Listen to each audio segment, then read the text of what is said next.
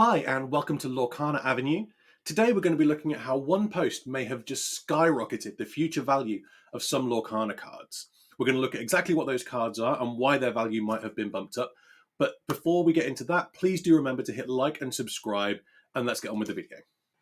Now, before we can understand why these particular Lorcana cards might be considered more valuable in the future, it's important to understand just what makes certain trading cards more valuable than others in the first place.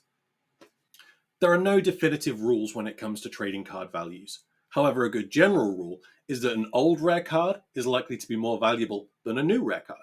This is simply because most people can walk into a shop, purchase a pack of cards, and have a chance at obtaining the new rare card. However, the older cards have often been discontinued, and you're no longer able to find them in shops. This may seem like a relatively simple rule to follow. However, when trading card companies are known to reprint particularly popular, rare, or valuable cards at a later date, this can make things much more difficult for collectors to keep track of what's going on. Let's take a look at these two cards as an example. Whilst at first glance they may appear to be absolutely identical, the truth is one of these was released significantly earlier than the other, making it much more valuable. If you don't know the things to look for in order to tell the difference between these two cards, you could end up with a really tricky situation on your hands. So how does all of this relate to Lorcana cards? Whilst we don't know definitively yet because we haven't had any reprints released, one thing we've noticed about Lorcana is that it doesn't appear to have any identifying marks on the card telling you exactly when that card was printed. This means that any reprints that may come later on will be very difficult to differentiate between the early print runs of that card.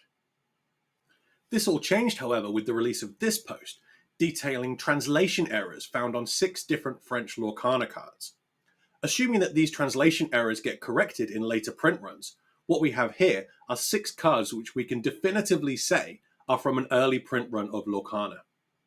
The truth is, there's no real way of knowing what's going to happen to Lorcana card values in the future.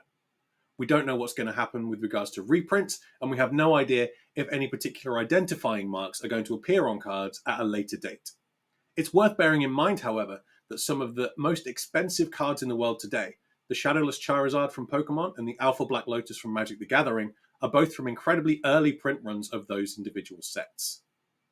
With these 6 cards being some of the only identifiable early Lorcana cards, they certainly have the potential to skyrocket in value at a later date.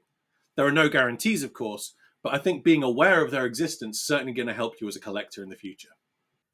That's all for today. Thank you so much for watching. If you've made it this far, please do remember to like the video and subscribe to the channel, and I look forward to seeing you in the next video.